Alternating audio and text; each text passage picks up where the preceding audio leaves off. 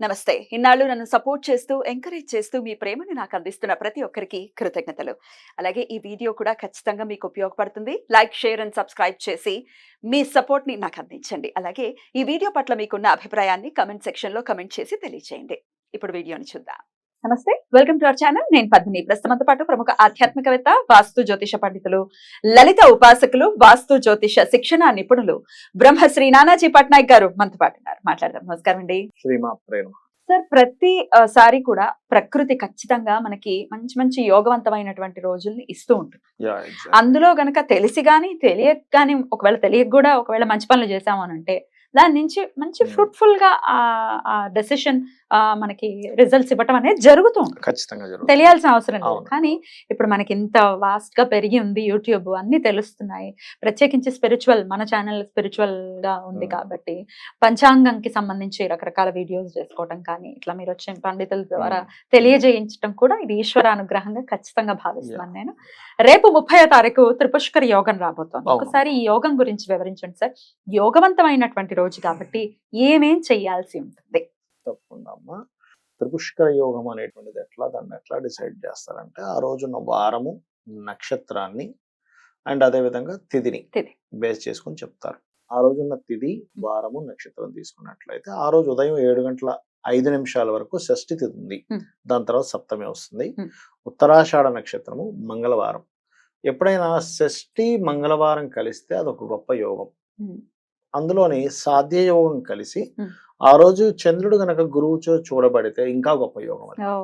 మనకి ఉత్తరాషాఢ నక్షత్రం ఉన్నప్పుడు ముఖ్యంగా గురువు కేంద్రంలో కానీ కోణంలో కానీ చంద్రుడితో ఉన్నప్పుడు పర్టికులర్గా ఏంటంటే ఆ యోగం ఇంకా గొప్పగా పనిచేస్తుంది ఆ రోజు మీరు చేసే ఉపాసన కానీ ఏదైనా కానీ.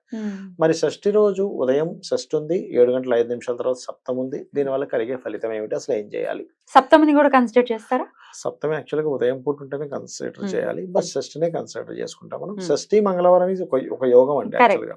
దేనికి యోగము అంటే మీరు చూడండి, కొంతమంది ఒక 4 డబ్బులు దాచుకొని ఏదైనా ఇన్వెస్ట్మెంట్ చేద్దాం అనుకుంటారు. ఒక ల్యాండ్ అనో, బంగారం అనో ఏదో కొనుక్కుందాం అనుకుంటారు. ఎందుకంటే వాళ్ళకు ఒక సెక్యూరిటీ లాగా. ఒక గోల్డ్ ఉంది, ఒక 10 తులాలో, 5 తులాలో, 2 తులాలో ఎంతో గోల్డ్ ఉంది. వాడికి ఒక సెక్యూరిటీ, నా దగ్గర గోల్డ్ ఉంది, ఎప్పుడైనా ఆపద ఉందా నాకేం భయం లేదని. లేకపోతే ఒక ల్యాండ్, ఒక సాటిస్ఫాక్షన్ కదమ్మా. ఇప్పుడు నువ్వు ఏం చేసావు, ఏం సంపాదించావు, ఇన్ని సంవత్సరాల నుంచి జాబ్ చేస్తున్నా, వ్యాపారం చేస్తున్నా అంటే ఏదో ఒక ల్యాండ్, ఒక బంగారం, భార్యకో లేకపోతే పిల్లలకి ఏదో బంగారం కొనడమో ఒక సాటిస్ఫాక్షన్ ఉంటుంది.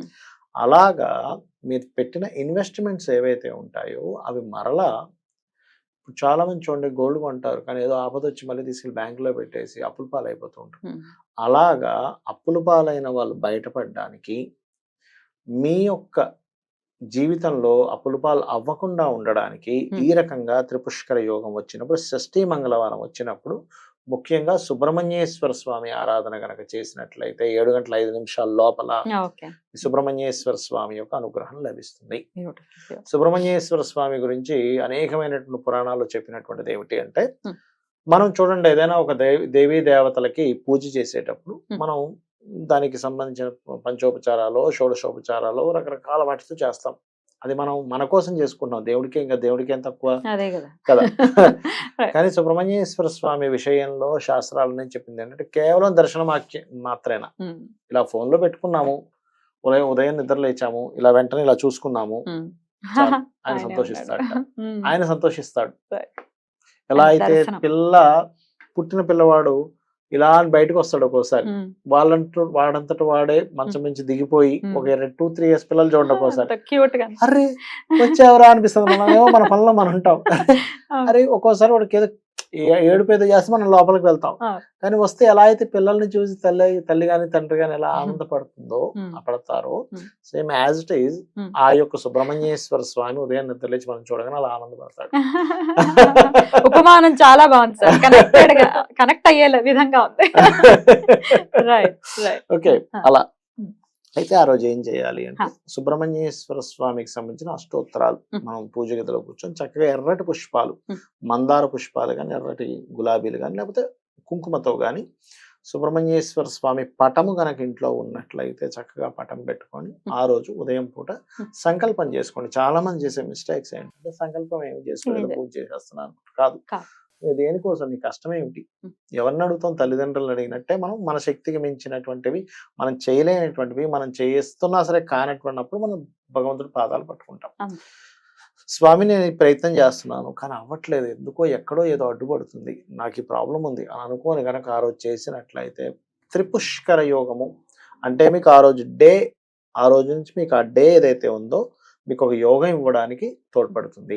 ఆ రోజు ఉన్న నక్షత్రం ఏదైతే ఉందో మీకు యోగం ఇవ్వడానికి తోడ్పడుతుంది. ఉత్తరాషాఢ నక్షత్రం ఆ రోజు ఉన్నటువంటి తిథి ఏదైతే ఉందో మీకు యోగం ఇవ్వడానికి తోడ్పడుతుంది. షష్ఠి తిథి. అద్భుతం సార్. అయితే క్లియర్ గా మనం చెప్పాలి. ఇప్పుడు సంకల్పం అంటే సంస్కృతంలోనే చెయ్యాలనేది అదేం లేదు, ఉద్దేశం కాదు ఏం లేదు, కదా. ఏం లేదు. ఇప్పుడు నాకు ఉద్యోగం రావట్లేదు, Yeah. నేను ఇలా ప్రయత్నిస్తాను రావట్లేదు, అది చెప్పుకోవటం. చెప్పుకోవడం. అప్పులు మేజర్ గా అవే కదా అప్పులు, కష్టాలు. అప్పులు లేదా ధనం సరిపోవట్లేదు. సరిపోవట్లేదు. ఇక్కడ ఇంకొక విషయం మీకు ఈ సంకల్పం వచ్చింది కాబట్టి చెప్తున్నాను. చెప్పండి. కొంతమంది ఏదైనా ఒక ఇంటికి మారుతారు, మ్. సొంత ఇల్లు కావచ్చు, రెంట్ ఇల్లు కావచ్చు. ఏదైనా మారినప్పుడు పూజ గదిలో దేవుణ్ణి పెడతారు చూసారమ్మా. అవును. పెట్టేటప్పుడు ఒక సంకల్పం చెప్పుకోవాలి. ఎలాగా అంటే మ్. కొంతమందికి రోజు చేసే ఛాన్స్ ఉంటుంది. కొంతమంది ఊర్లు వెళ్తారు. మ్.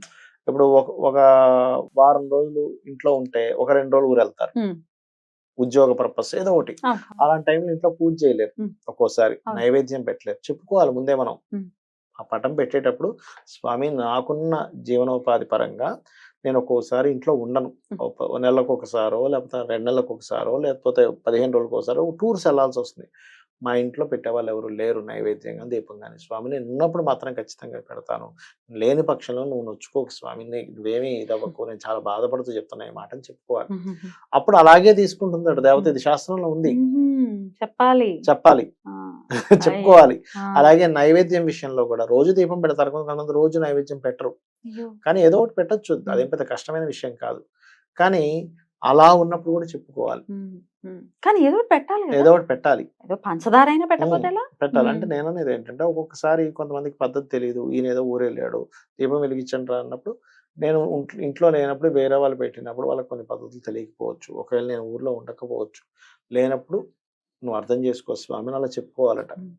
ఈ త్రిపుష్కర యోగం ఏదైతే ఉందో ముఖ్యంగా షష్ఠి నాడు ఉత్తరాషాఢ నక్షత్రము మంగళవారం వచ్చినప్పుడు ఇది చేయడం వల్ల అనేకమైన ఫలితాలు ఇంకేమిటంటే ఏలినాడు శనితో బాధపడుతుంటారు చూసారు, వాళ్ళు కూడా ఎఫెక్ట్ బాగా చాలా బాగుంటుంది. ఎందుకంటే కుజుడు ఎఫెక్ట్ ఎప్పుడైతే మనకు పెరుగుతుందో పాజిటివ్ వేలో, ఇది పాజిటివ్ వేని ఎలా చెప్తామండి అంటే మంగళవారం నాడు నువ్వు సుబ్రహ్మణ్య స్వామి ఆరాధన చేస్తున్నావు, అలాంటప్పుడు ఏం జరుగుతుంది? పాజిటివ్ జరుగుతుంది. ఒక ఫంక్షన్కి వెళ్ళామమ్మా మనం, అక్కడికి వెళ్ళి మీరు చక్కగా వాళ్ళకి ఏదో ప్రశంసిస్తూ ఒక గిఫ్ట్ ఇచ్చారు, పాజిటివ్. మీ ఇద్దరి మధ్యన ఏమైంది? రిలేషన్ పాజిటివ్ పెరిగింది. అక్కడికి వెళ్ళి గొడవ పెట్టారు, నెగిటివ్ అయింది, అయిపోయింది, సింపుల్, అంతే కదా.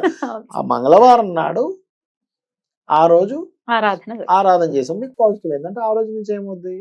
మంగళుడి శక్తి ఎప్పుడైతే పెరిగిందో శని భగవానుడు ఎక్కువగా ప్రభావం చూపించలేడు. హీట్ ఉన్నప్పుడు కోల్డ్ ప్లానెట్ కదా, ప్రభావం రాదు.